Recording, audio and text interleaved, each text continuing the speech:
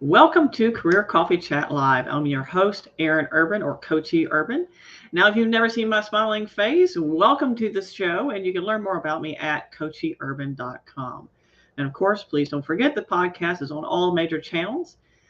But what we're here today is to talk about how to find your inner brilliance.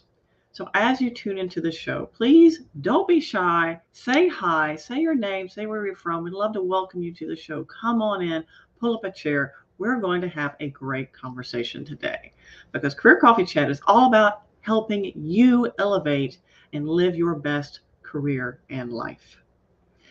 We have a great guest today. In fact, I've been looking forward to having this lady on the show for quite some time. So if you're interested in finding the keys to your inner brilliance and unlocking your potential, you're in the right place.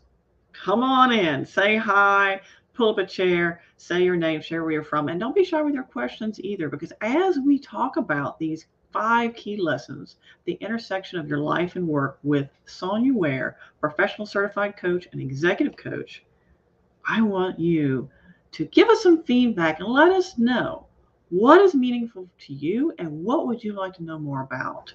Because we'll be diving into some great topics like leaning into the gifts of everyday moments, diving into your own unlimited resources within inside yourself, and discovering easy way to tap into your energy.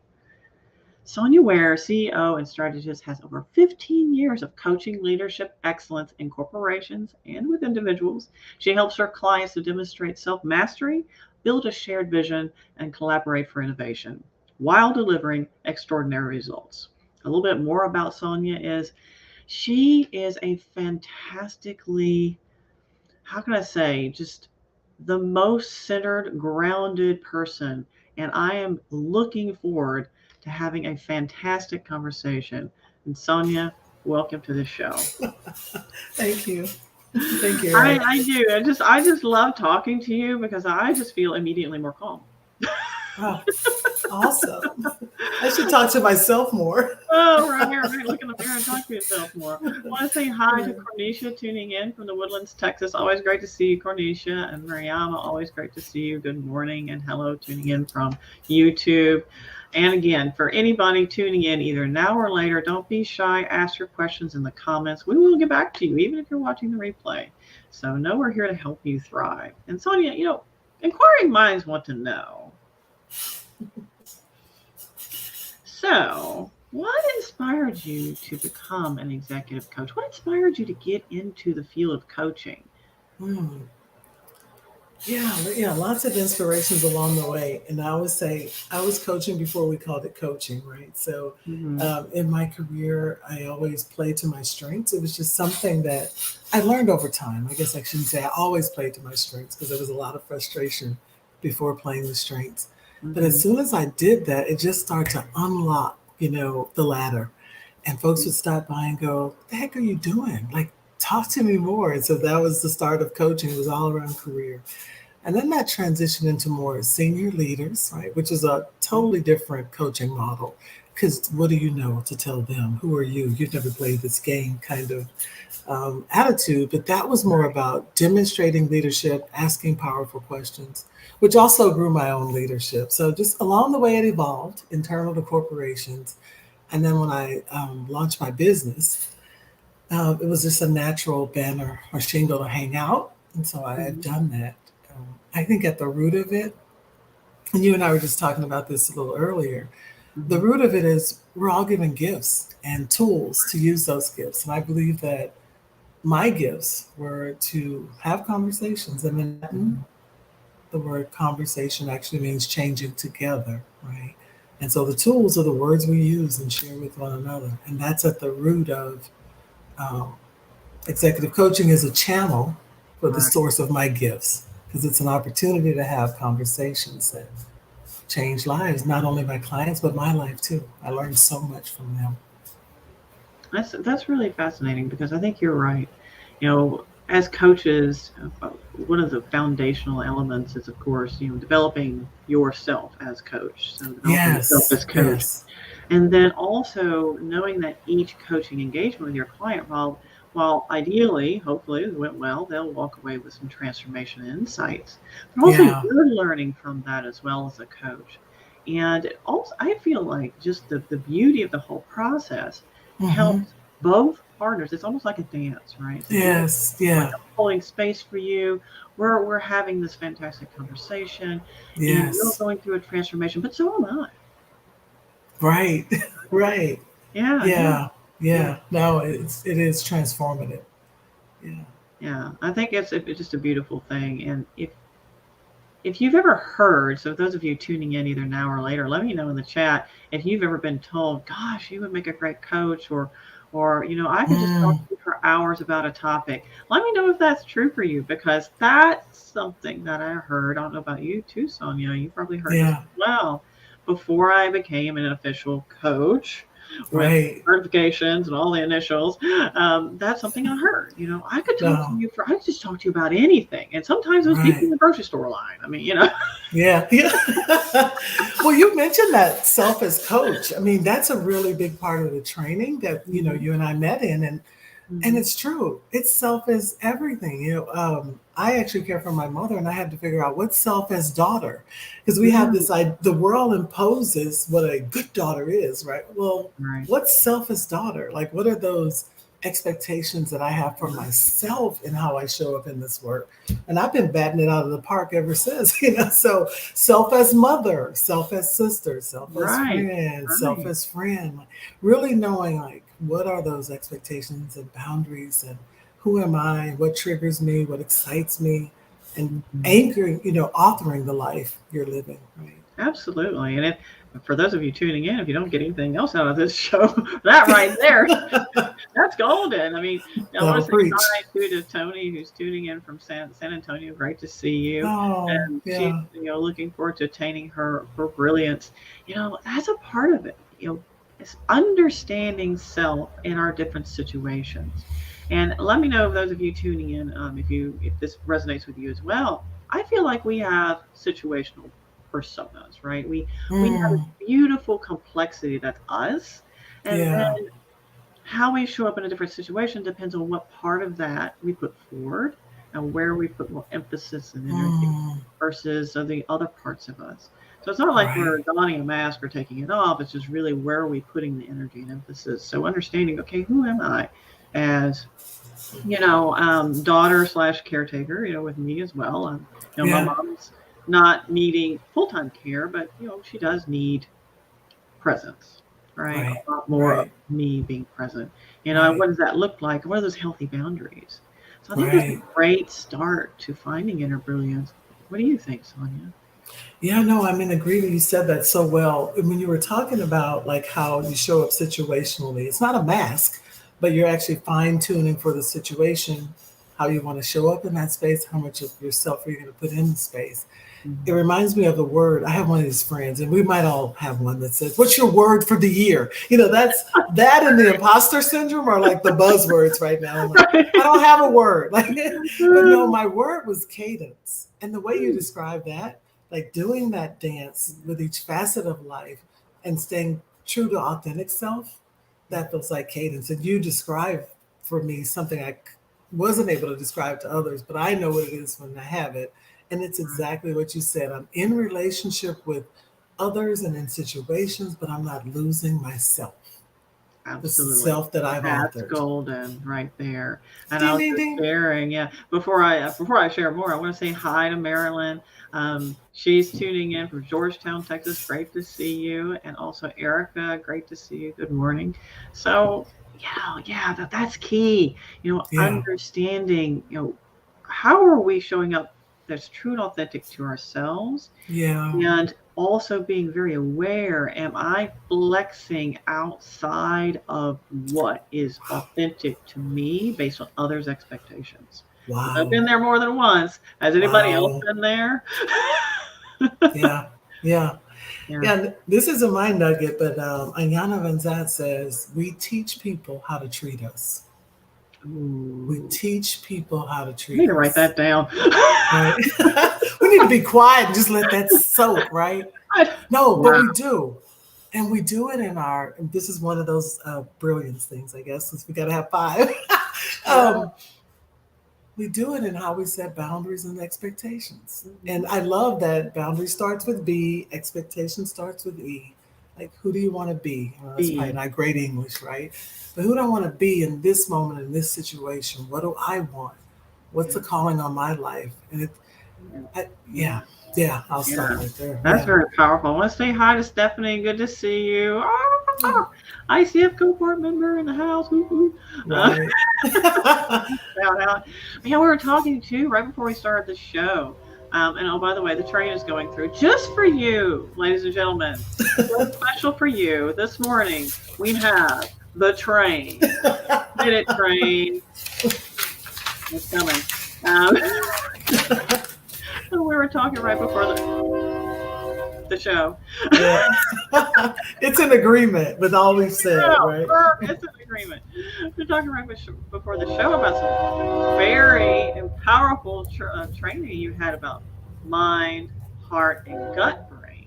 Yeah, yeah, Yeah. yeah. Would you mind sharing a little bit more about that? Because that was really inspirational for me. Because whenever you have a Well, yeah. decision point, you find that maybe your logic brain is telling you one thing, and your heart is really somewhere else, and then your gut's like, ah! Right, right, right.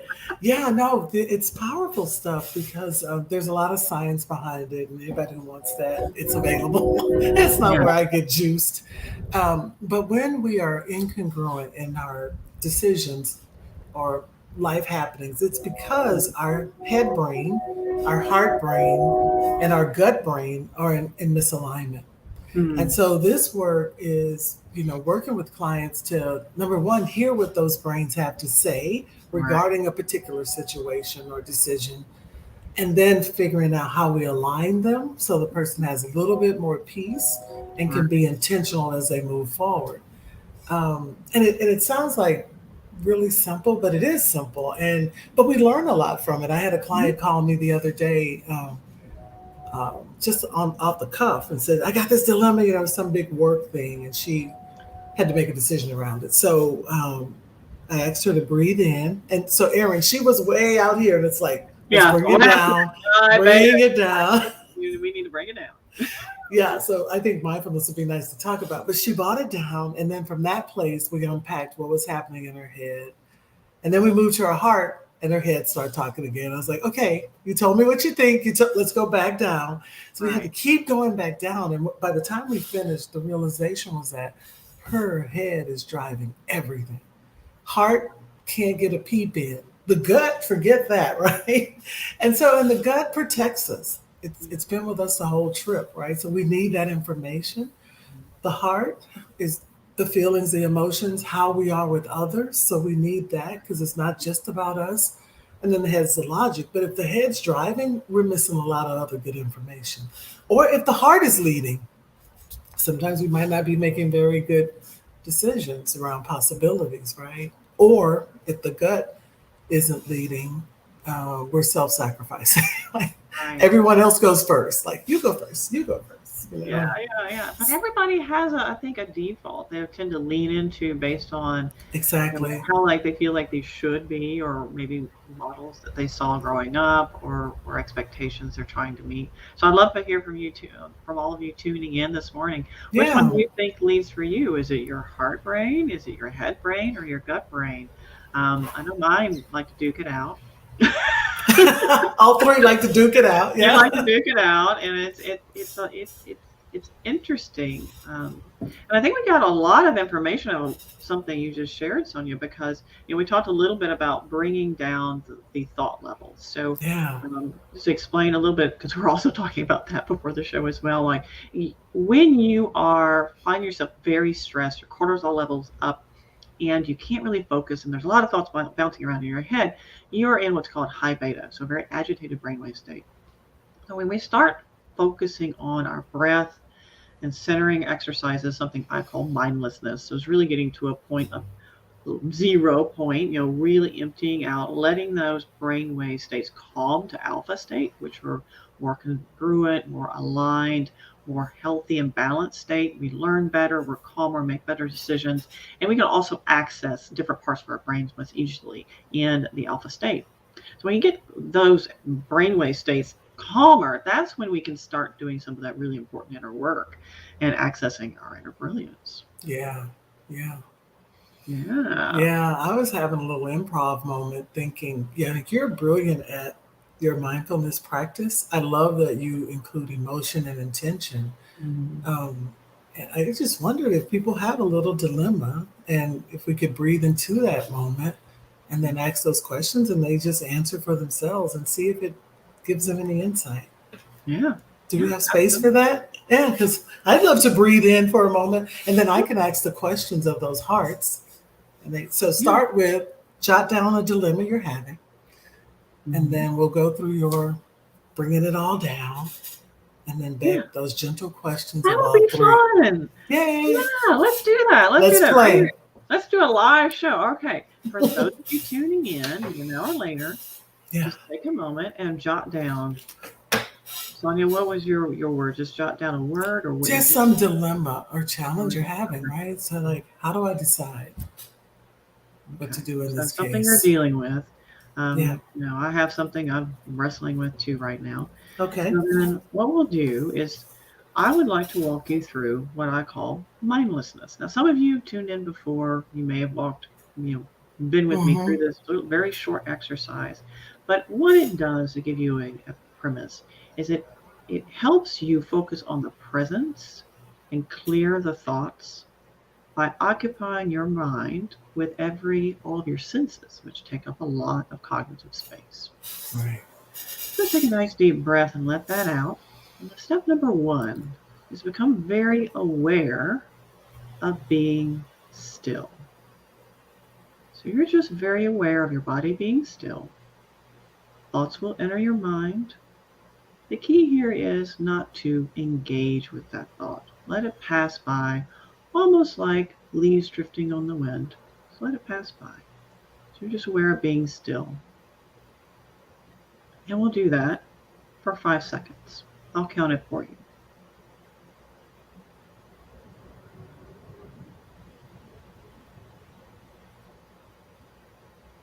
How does that feel? It's good? Yeah. The next step is you're focusing on your body being still, and then you're picking a point to look at. It can be any point, it could be us, it could be looking outside the window. It doesn't really matter.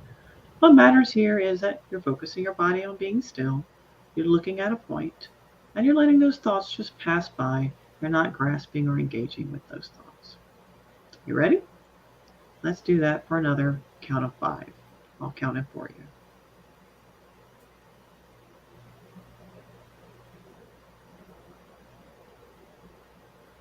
Now, how do you feel now? A little bit calmer? Yeah. Now we have 2 more steps. So the third step is you're focusing on your body being still. You're focusing on a point, then you're bringing in the sensation of touch. Maybe that's your hands on your legs, breeze on your face. You're just aware of a physical sensation of touch. We'll count it for 5.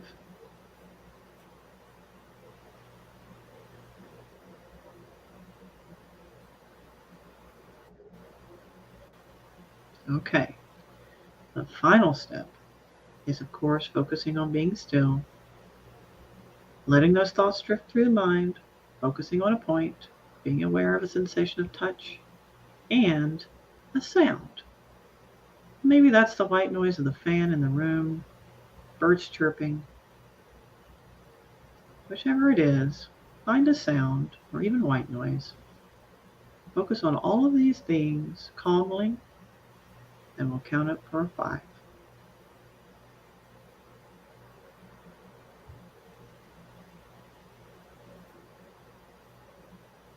Okay. Does anybody actually want to come out of that state? Show's over. Show's over now. Yeah. No, From this place. everybody's asleep.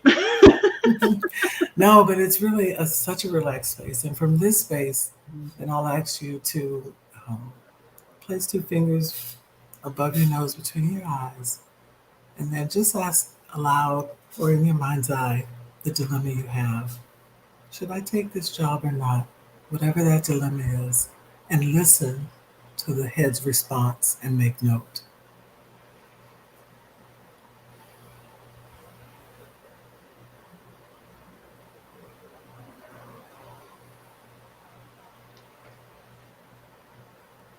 And when you're done, you can move your hands. Stay in this happy place Aaron has given us. Then take those same two fingers, place them over your heart, and speak that dilemma again. And listen to your heart for feelings, emotion, not logic and explanation, but warmth, fear, sadness. What emotions come up, what colors, what sensation, and just make notice of those.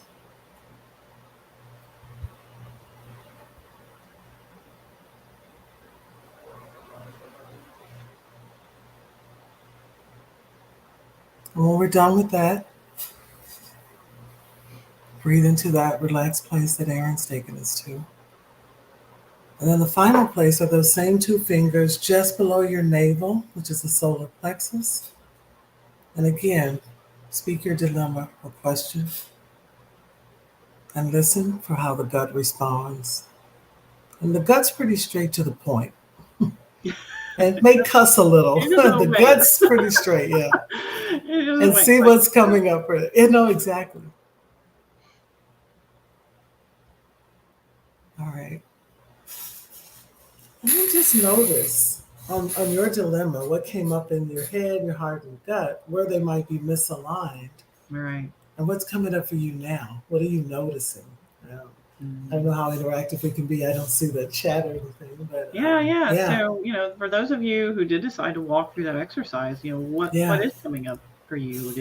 What did your head say? What did your heart say? What did your gut say? I'll be happy to share while you're thinking about it. Please, like what was new information? Yeah. So, the head went into analysis paralysis.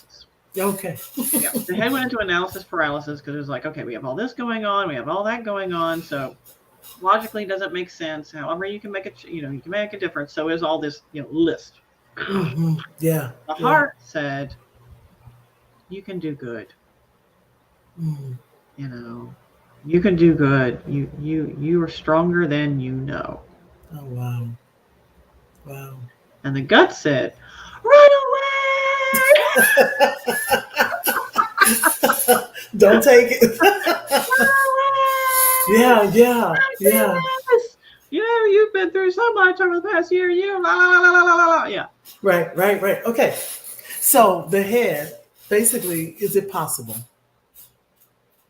It's possible. It's possible, right? Yeah. Mm-hmm. Are you capable of doing it? That's the heart's response. Are you capable? Yes. Yeah. The gut, do you want to do it? Absolutely not. We're not doing this, right? Not doing it. Yeah. And there's so many ways you can align the three, right? Mm-hmm. So what's come up for you in terms of aligning the three? What are you going to do maybe at this point? Is there another way I can approach this that doesn't send the gut into cardiac arrest? Okay. Yeah. Is there something? Okay, maybe that exact thing. Mm-hmm. Maybe not the right time. Right. But maybe there's something else. Yeah. Or could I advise or do something else, right? Like, but just not the thing as it's been. Yeah. Mm-hmm. Good. Because in order to do it, I could show up heart and head, but the gut would be sabotaging me. Yeah. The whole time. Yeah. And you said something early on. Your three battle. There are some people that the other two don't even get a chance to speak. So I'd love to hear some of how that experience was for them or what they noticed, if anything. Yeah, so Daryl mentioned, he said, good morning, San Antonio. Hi, Daryl. Yeah, I've got good friends on the line. Yeah, he said, can you address the role of fear in personal and professional growth and how you overcame it? So for some people, maybe that's fear. I know my gut has a lot of fear right now. It has a lot of fear because it's like, oh my God, the world is going to end. It's just too much. And that's what the gut's saying. So it's a lot of fear, involved in Yeah. that. Yeah. Yeah, that made Daryl. That actually made me think of Tony Robbins, and he just says "f everything and run." That's how fear "f everything and run," or you can stay and face it and be empowered and take action and grow in it. And Mhm. a lot of times, it's feel the fear and just move forward. But if you check in with the three brains, hopefully you won't do anything very detrimental. But what helps me, and it doesn't have to help everybody, what centers me in that place is my belief in something bigger than myself, which is one of those other inner brilliance piece. And I know that fear and love can't live in the same heart. And I choose love. I choose love, and it'll cover a multitude of fears and a multitude of sins. And usually, what we fear, there's a 99% chance it won't happen. And I don't know the science behind it, but so Daryl, the other thing is and Aaron knows this, when we're getting people to shift outside their comfort zone, because it's nice and cozy in our comfort zone. And then way on the other side is everything that's not our comfort zone, but that's where all the action's happening. I ask clients to figure out what's one baby step that I can take outside my comfort zone. For example, if they have a fear of speaking in public places or even in a classroom, at university, number one, they don't want to say something and look like a total idiot. They don't want to make any mistakes. And so the goal is to have them interacting more. So we say, let's pretend there's a camera watching, and all we need to see is you interacting more. It doesn't mean you have to come with some smart answer that gets judged or not, but it could be just repeating something that excuse me, Coach Aaron, when you said run, did you mean run or walk?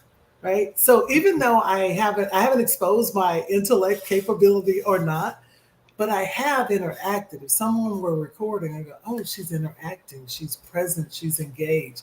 That's a Mhm. baby step, right? And then Mhm. eventually they'll be like, hi, I'm Coach Aaron, and I have a question for the professor based Yeah. on my research. So we're not Right. asking you to go from middle school basketball to the NBA tomorrow, but take a Right. baby step and just figure out how you can bounce the ball. Daryl, I hope that helps your question. And thank you Yeah. for tuning in.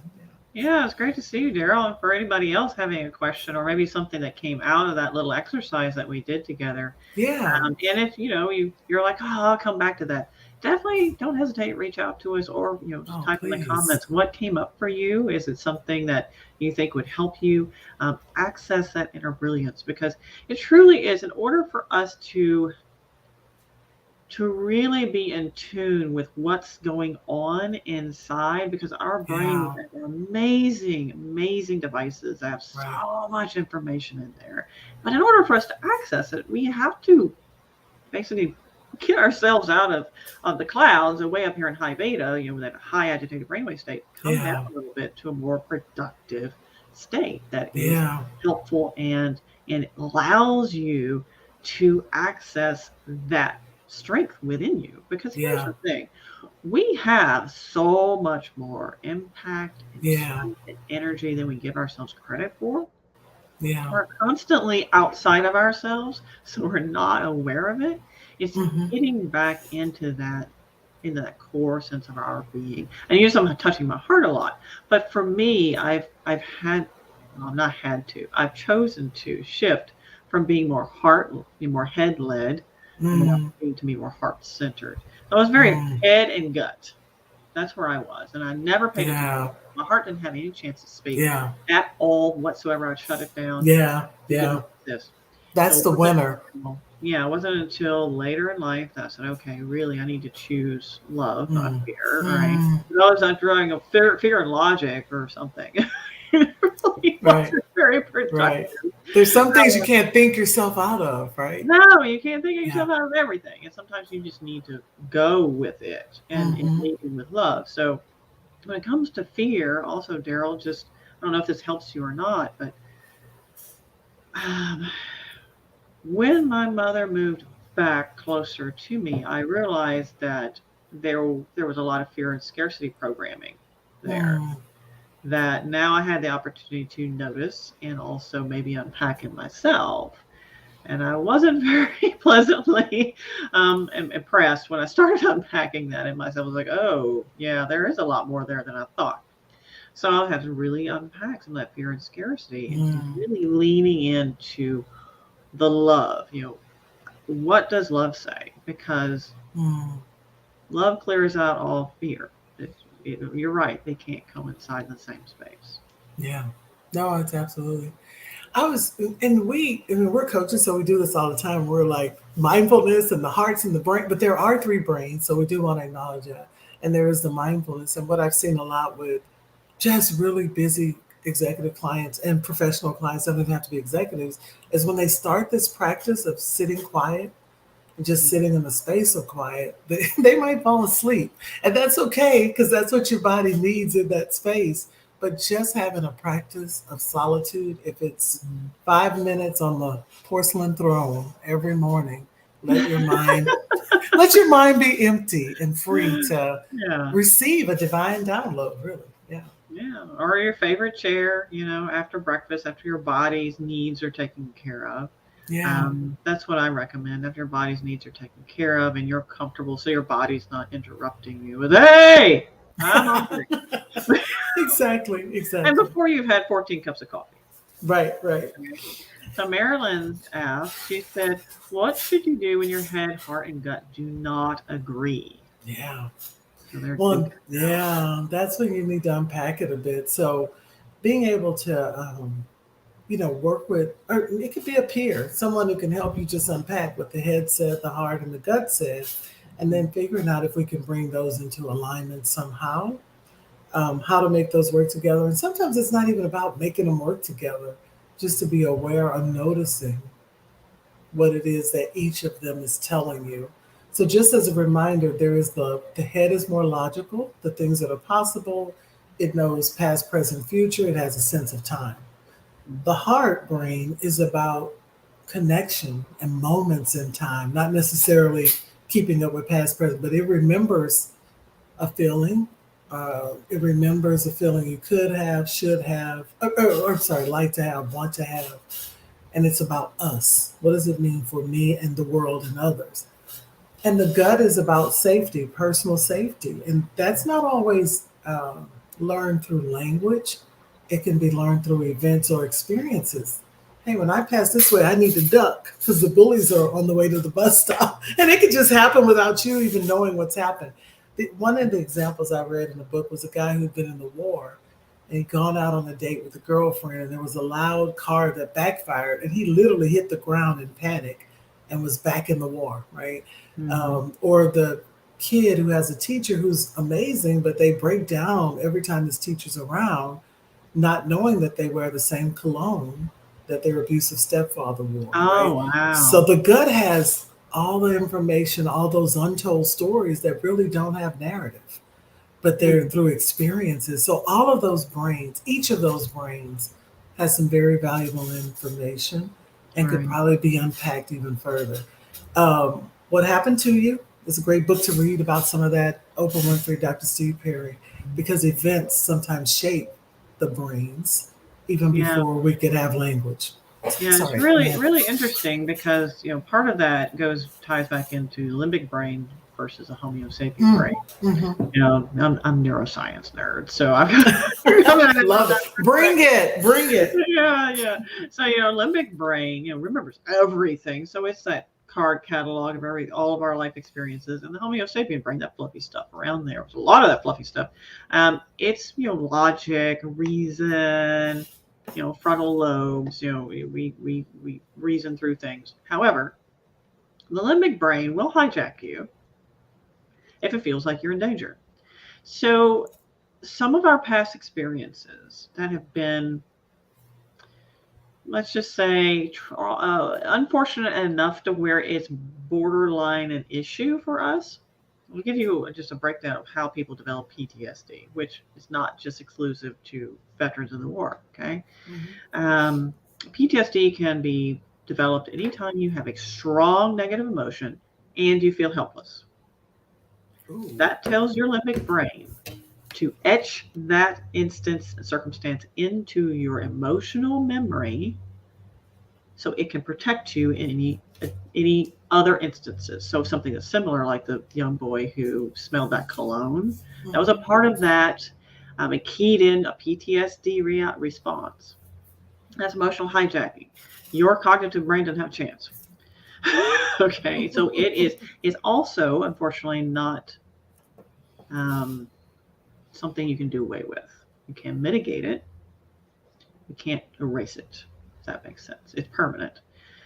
But we can mitigate it. So I've coached clients through corporate PTSD. Yes, it happens. Yeah. Happens a lot. And just being aware of something, if there is a scenario or situation that you respond in a certain way and you're not sure why, and maybe it's extreme response, it's misaligned with whatever's happening, then maybe that might be something for you to consider. Is my limbic brain throwing out an emotional etched emotional memory that's triggering a response that's emotionally hijacking me, basically? That's just something to keep in mind because it does happen.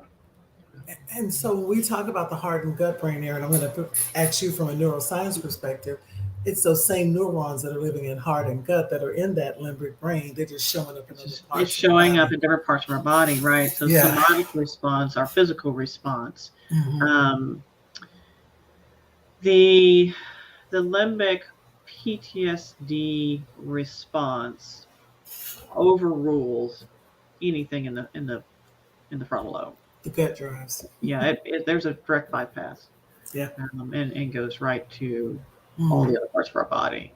And so that's just something to be aware of. If something does come up that strongly, then yeah, there might be something there. You might we'll just want to ask yourself some questions. Okay, what was the first time I felt this way?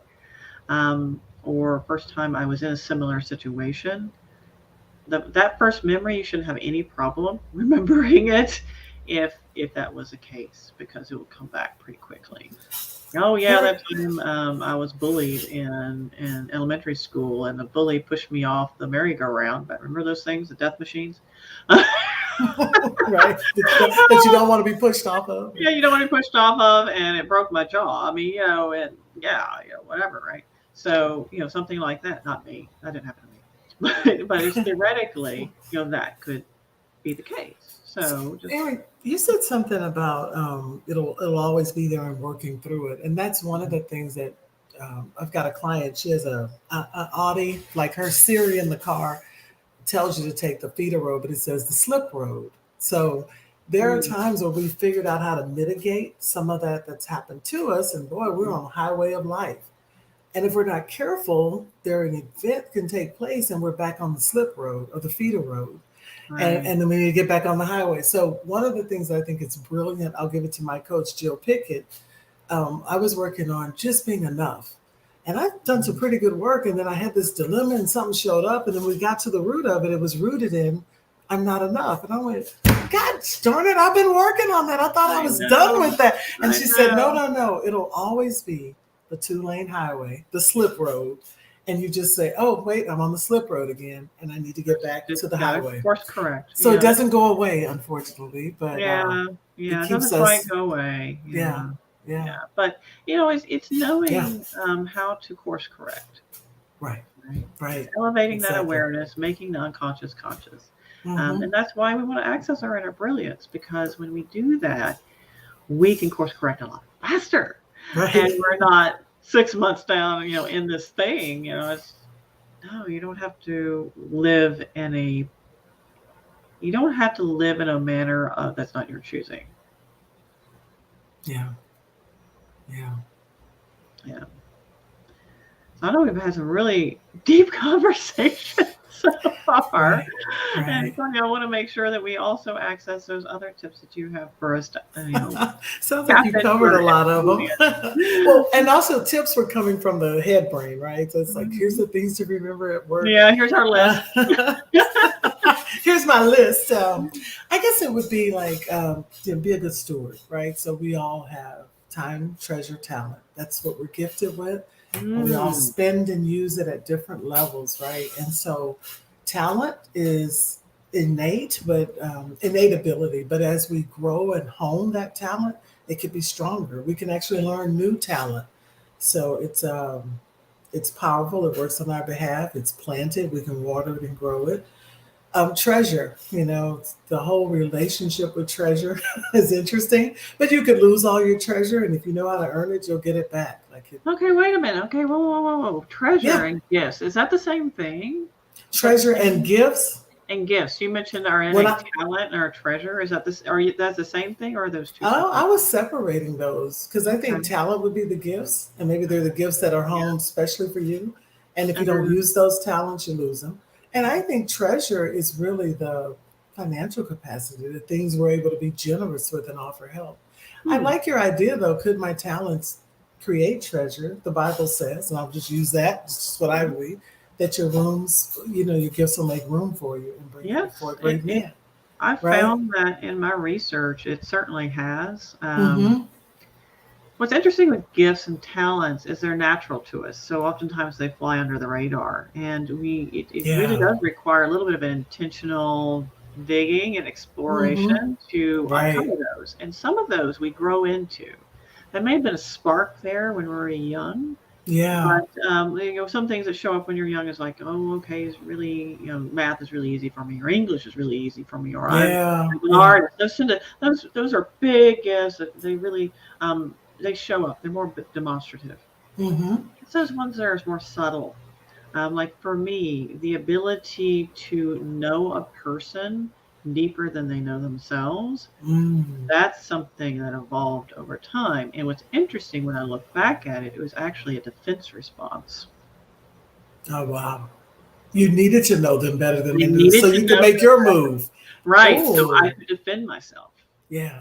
because Wow. when I went into kindergarten, it was like, well, I was taller than everybody. I was different, and you know how kids are. Yeah. They're cruel. They were So cruel. I was immediately like this. I might as well have a big target painted on me. So yeah, it was like that all the way up until Yeah. my freshman year of high school. Yeah. And I think the more you hone those gifts, like you said, over time, they do become even talents, right? That they're Yeah. natural for us. There's and Aaron, we can put it in the box later. I can share it with you. Capfinity out of the UK does a real complimentary, simple strengths profile.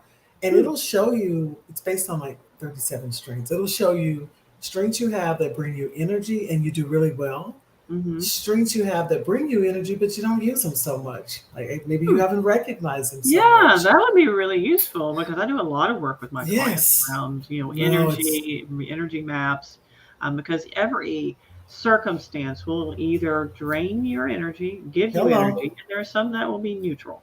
Yeah. So Yeah. that's a really good way to, and then they Mhm. tell you where you absolutely fail. And the things you've learned to do so well, they look like strengths, but they don't give you energy. So Right? that's affinity. That's It's affinity.com. called Capfinity. I will get the exact link for the Okay. complimentary profile and I'll share it to you. Perfect. I'll put So those in then the you, show so notes. if you've got those three stewards, right? I'm steward over my talent and what I do with those. I'm steward over my treasure. And if I lose treasure, I want to grow talent, I can do it, right? It's fungible. Mhm. Time, non refundable. Once it's spent, it's gone. So Mhm. that's everything. So, how we spend our time at work, in life, with family, the decisions we make to participate in that. This true story. I traveled, I was on a global team, but I was here in America. It's the only woman we meet in different parts of the world 4 times a year. You know, Aaron, from oil and gas, how it went. And my kids were younger. And I had a really good relationship with my leaders. They were all men and all white men, actually. And I was like the new talent. So talk about a lot of insecurities. But well, I wasn't insecure when it came to my kids. And I'm like, if we're meeting in some other part of the world, there's all this stuff I have to do just to get on the plane. Dinners have to be Mhm. prepared, all the Right. practices have to be mapped out. And Yeah. so at any point in this meeting, because we meet 3 or 4 days on end, if you're wasting my time, I'm going to raise a flag. And I'm going to tell you that this is not a good use of our time. And our team actually Good loved for that you. because it kept us focused, right? Yeah. But funny story, my boss used to say, I know you love your kids. One day, though, you're going to roll up to the school and push them out of the car. It happens. You just are so tired of them. That never really happened, but I could see what Yeah. he was saying. Yeah. Yeah. But so our time at work or either our time at home, when it gets compromised, those are big decisions and we can't allow others to make them for us. That's where we have to do the Mm. self authoring of, Well, how do I expect for myself to be in this relationship? What boundaries do I have? How do I Mhm. decide? It just kind of makes it easier when we are anchored in clear boundaries and expectations. If I Yeah. translate that to teams, the people say, I got this new team. Well, did you ever set expectations? All Did you right. guys I ever love that anchor? what you shared with us earlier is we Yeah. teach other people how to treat us. Oh my That's God. powerful. Yeah. That was really amazing. I love that statement. And we do it in boundaries and Mhm. expectations. And then needs, requirements, all the other pieces. But But absolutely. here's what we do though. Yeah.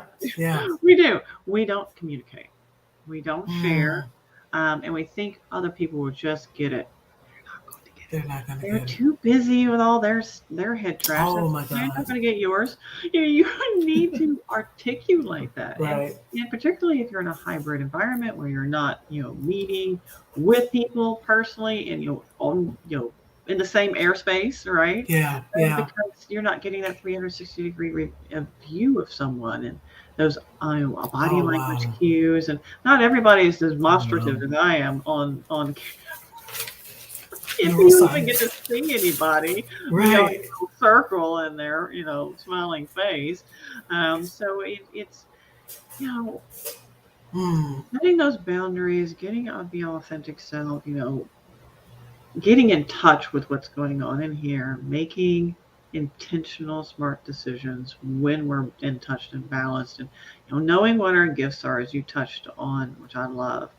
And then there's another part of you mentioned with time, and it's yeah. something that I would love your take on, Sonia, because particularly now I feel like well-being is no longer an option, and we made it optional for ourselves for way too long. And here's why I feel very strongly about Wow. this. We are now in we're starting a new age of being. We're in a beautiful transformative time, which is also can be really stressful because it's change, and we Right. don't like Right. change. Human beings don't like change. We like to Right. associate that with uncertainty and their fear and blah blah blah. So what's really interesting is we're at a rate of compounded change now, and some of the stats that I've seen is, oh gosh, I could share it with you. It's exponentially compounded change. So in other words, an innovative state where it used to be something would take 6 months to develop, now will happen a week. And we're also drinking through a fire hose with information on available at our very fingertips, smartphones, internet, Yeah. demands on our time, email. Who doesn't have an email graveyard? Anybody? you Right. know, Right. that stuff that's way at the bottom of your inbox that's been there for 6 months or a Right. year. Right. Yeah. I mean, it's just so much coming at us. Well, we also have to consider, okay, our timeline as human beings. Our current technological innovation is just not even a speck on that timeline. I mean, it's so recent. Yet we expect ourselves to show up in all of these spaces and Yeah. absorb all of this information that's literally inundating us like Yeah. a Yeah. million miles per hour. Our brains aren't built to handle it. Right. Yeah. So Yeah. we are pulling ourselves so thin. When you Mm, think about time as a non replenishable resource, right. how much demands we put on ourselves to show up at all of these spaces and how much we Mm, try to cram into a given day, wow. it's no wonder we go through a week with a mild sense of panic. Yeah. Really, I encourage people to be intentional with your efforts. You make me think of a book called Margin. I was looking it up to make sure. It's new and updated, but over 20 years ago, one of the college mentors mentioned margin. The subtitle, Restoring Emotional, Physical, Financial, and Time Reserves to Mhm. Overloaded Lives.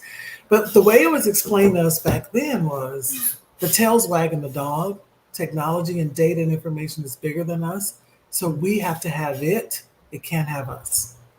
Mm. So then we need to take a step back. Now, I set boundaries around news. Then people are like, you haven't heard that? No. because I'm selective about what I let in. Going back to boundaries and expectations, I think the thing that helps me focus time and not be overloaded. This is an analogy from since we just had Super Bowl, but years ago I heard Deion Sanders, and he's a real flashy football player, but he talked about life is pretty much like a sports game, a football game. The difference is there's no time clock. So you really don't know how much time you have. In sports, you can say, okay, we got 3 minutes, we can get a touchdown, kick a ball, you know. So that if you think of your life in that analogy, that there's 4 quarters, hopefully, like we don't even know when the game will end, technically, let alone the amount of time we get to play. But we could guesstimate that we're in where we are in our lives and all the other information we have. We're either in the first quarter, which go people in the first quarter, the second quarter, we're at halftime, or in the third quarter, right, of our lives.